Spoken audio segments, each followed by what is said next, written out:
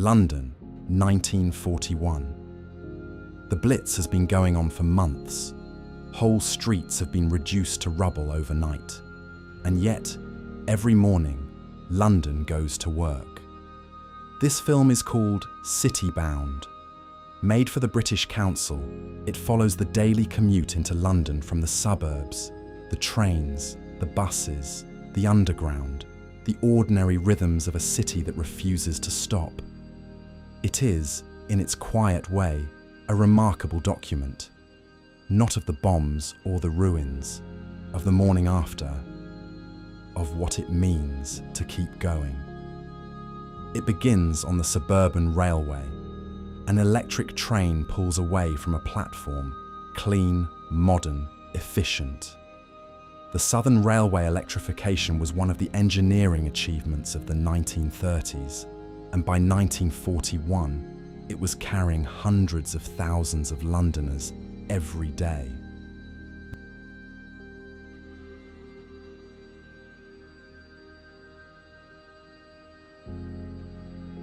Founded in 1933, London Transport had unified the buses, the trams, the underground and the suburban railways into a single system. By 1941, it was the largest urban transport network in the world, and it was still running. In 1941, over 8 million people lived in Greater London. Most of them needed to get somewhere every morning.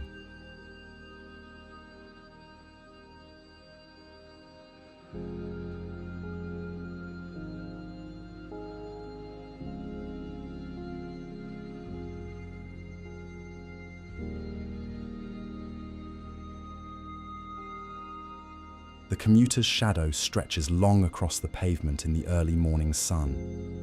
An ordinary figure. The same silhouette you would have seen on any London street for the previous 50 years. What the film doesn't show you, what it deliberately doesn't show you, is what this person may have walked past on the way to the station. The gap where a house used to be. The boarded windows. The smell of smoke that hadn't quite cleared.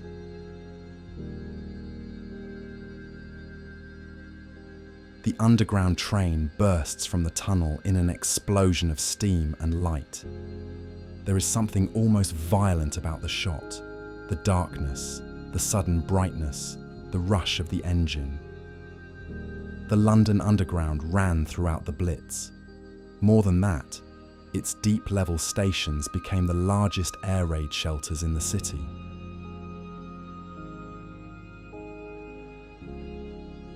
Big Ben. The clock reads the morning hour. The lamp posts and iron railings of Westminster Bridge in the foreground. The clock kept running throughout the war. The face was blacked out at night to avoid giving German bombers a navigation point. But during the day, it kept time. It always kept time.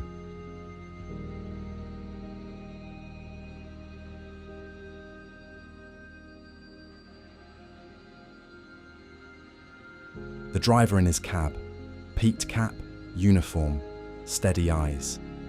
He's been at this since before dawn. He doesn't look troubled. He looks like a man doing his job. This is what the film is really about.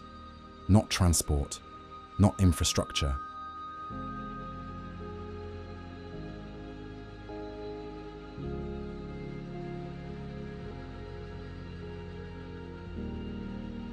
At the ticket barriers, a commuter checks the departure board. Another passes through the gate. Platform 2. The train is waiting. The timetable is running. The suburban stations were hit repeatedly during the Blitz. Tracks torn up overnight. Repair crews working through what remained of the darkness to have the line open again by morning. It didn't always work, but often enough, it did. The deserted platform. A single uniformed guard walks towards the camera from the far end, the train waiting alongside him, the Art Deco architecture of the station curving overhead. Platform 2. There's something almost eerie about this shot, the emptiness before the crowd arrives. the suspended moment before the morning rush begins. From the train window, the countryside slides past. Green fields. A white farmhouse set back from the track. Trees. Surrey, perhaps, or Hertfordshire. The suburban commuter belt that stretched 20-30 miles out from the city centre. This is where many Londoners had moved in the 1930s. The new suburbs, the semi-detached houses, the gardens. Far enough from the centre to feel safe, close enough to the line to get to work. In 1941, that calculation had changed.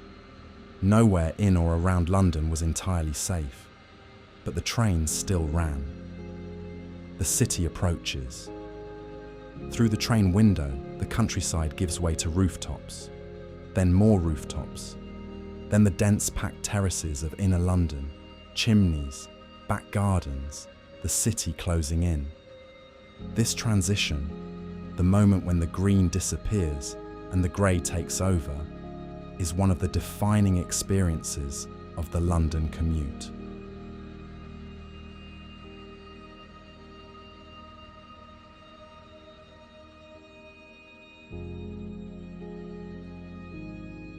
At street level in the dark, a queue of commuters boards a double-decker. Overcoats, hats, briefcases. They file onto the bus in orderly silence.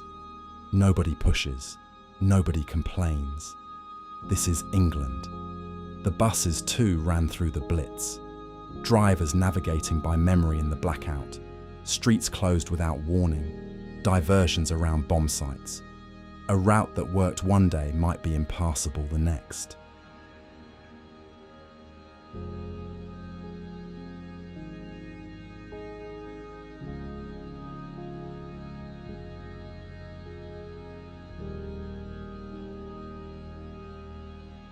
Route 6 to Hackney Wick, turning through the heart of central London. A theatre behind it, still open, still showing.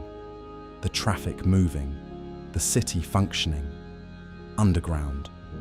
Commuters stream up from the deep-level platforms in the dark of the early morning, emerging blinking into the station concourse.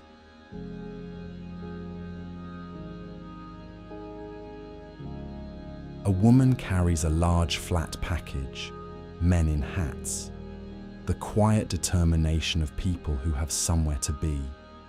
Some of these people may have spent the night down here, may have come up from their makeshift beds on the platform, straightened their clothes, and joined the morning rush. The line between shelter and commute had blurred. The escalator, a close-up of feet on the moving stairs, a handbag swinging in frame. The most anonymous possible image of the commute. No faces, just feet, just the rhythm of the city moving. There is something almost meditative about this shot. The escalator keeps moving. The city keeps moving. Whatever happened last night, the morning comes.